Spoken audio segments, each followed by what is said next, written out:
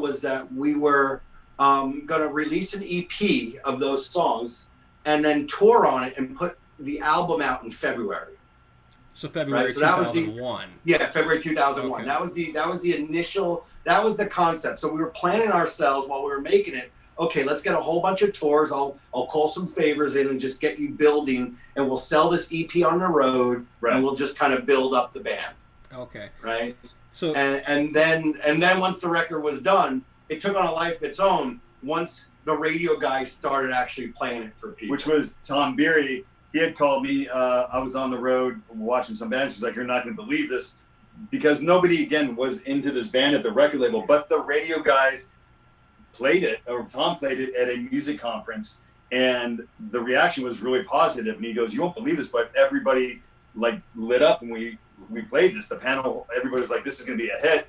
And he goes, "We're going to try and push this out." They started sending it out to radio people, and it took on a life of its own.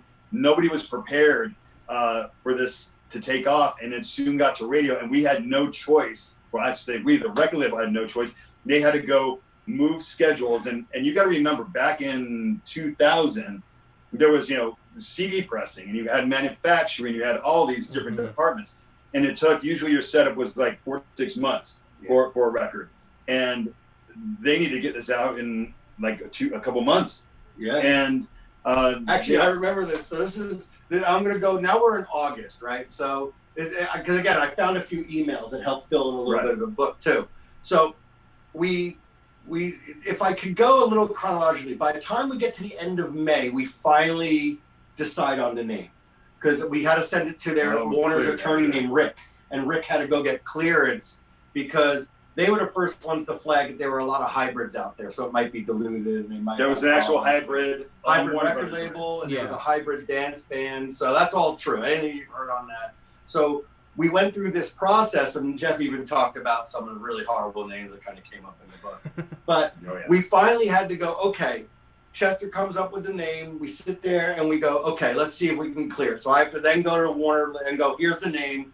Let's do that. So while we're doing that, all of a sudden, the promo guys, because I found an email said that they had started trying to put a what they call a CD Pro, right, for the radio guys to then ship out and get opinions at, right? So they had put one in the books for like July, like early July, and I remember because there's some emails where we had to move in a week. And everything was starting to kind of go through, and we're like, wow, this is going through. And then the radio, and then we're like, all right, good, we got a good pattern.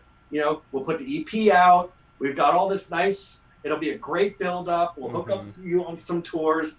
And then Grover and tells Jeff, and then the label's like, uh-oh, we have a good song here. People are asking me for it. I can't give it to them. And we can't stop them from playing it. You don't want to tell somebody don't play it. And it took off on wildfire. And then this guy, Phil Q, who's our president, was extremely instrumental. And we're in August now. I think it's early August or late July.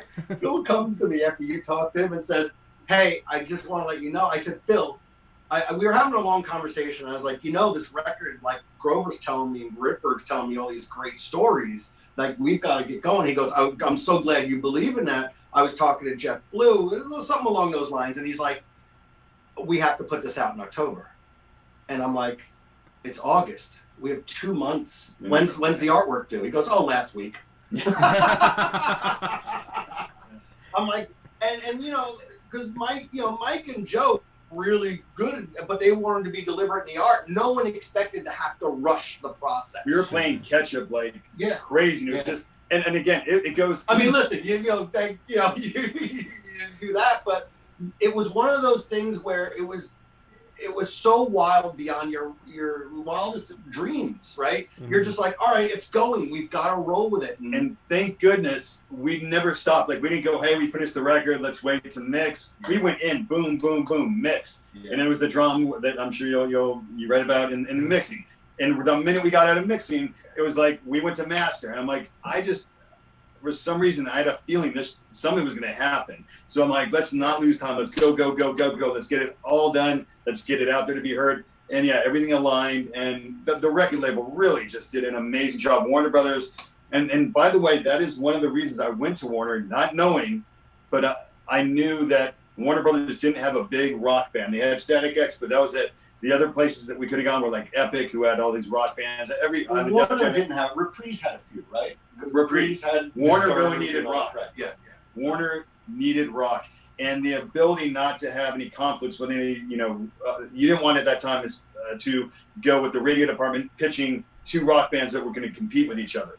The fact that I decided, and I didn't even know why I was doing it at the time, other than I knew we would have less competition at a record label who needed rock.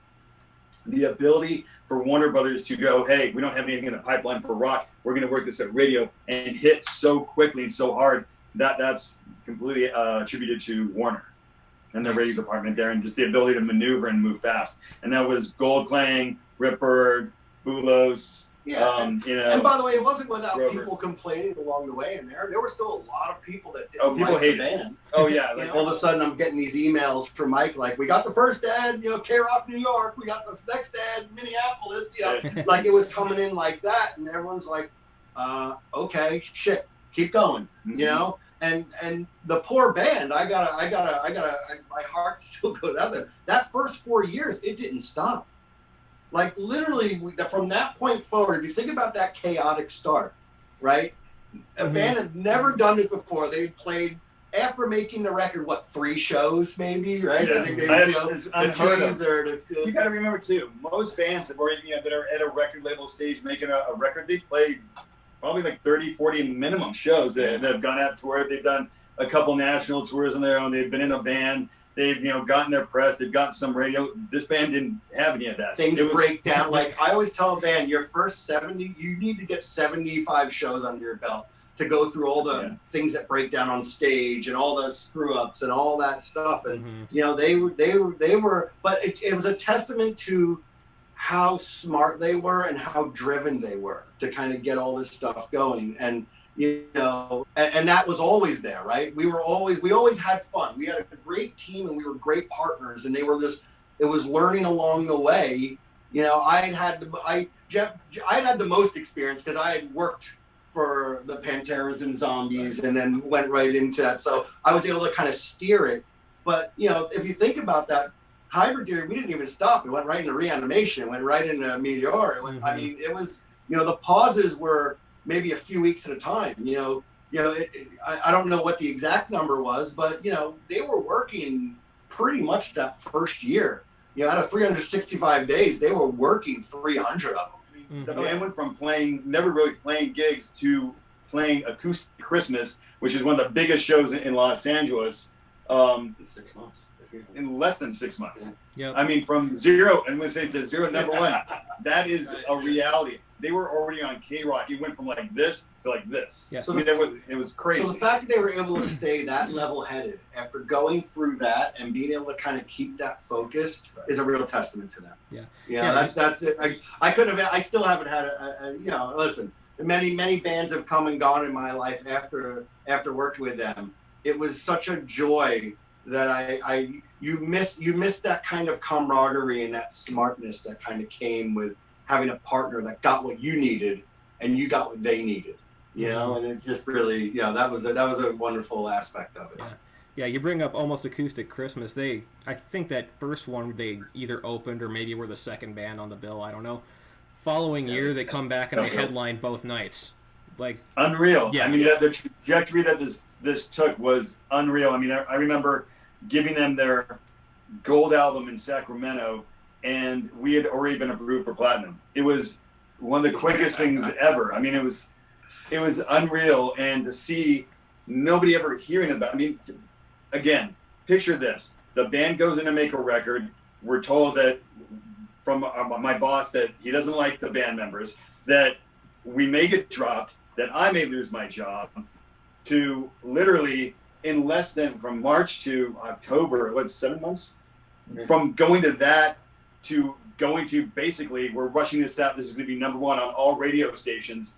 That's insane. That is so much drama and everything packed in. I mean, imagine that. 7 months, you're about to get fired to you're the number one priority. That is, it just doesn't, it really doesn't happen. It's, Yeah, that's a crazy turnaround. Everything was brand new, right? From doing the Union Underground tour, which was Columbia Records was pushing that. It was a big promo tour for them. Mm-hmm. So we were able to get on a bunch of radio shows then, and that's even, I think some of those radio shows are in right. You know. And their manager called me up going like, your band's doing better than ours. He was like, this guy John Weekland's like, I think you're gonna do really well. He goes, because people are staying around and asking about your band more so than his band. But yeah, and again, it kept going. I mean, even to the point where they wrote and we went in and cut My December in one day in Nashville. Yep. You know, on the road. You know, it's just like, oh, you got a day off? All right, do this. I probably tortured that band by accident. After I tortured them, clearly. Right, because there was just so much to do, right? And That's it was not a good all thing to real. do. It was all real, though. It was all real, like, stuff that ended up now. And, you know, just like you said stuff, we always kept everything. That's why they have such a treasure trove of stuff. Recording the shows, recording that Project Revolution show that's in the box set. Mm-hmm. You know, I wanted to record a bunch of shows. Warner didn't pay for those. We bought those so we could have them ourselves. And those guys I'm really happy for them that we did all that, but it was natural. It came from fans. It's all about fans. I'm a fan. I was a huge Pearl Jam fan in 91, 92, and I always say this a lot.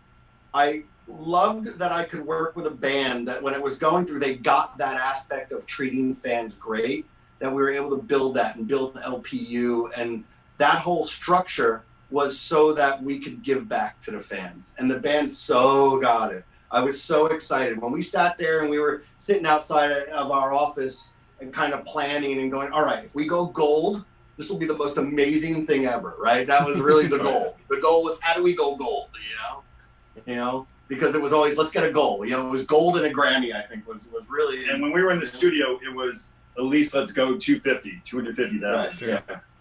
Yeah, I know. That's pretty crazy.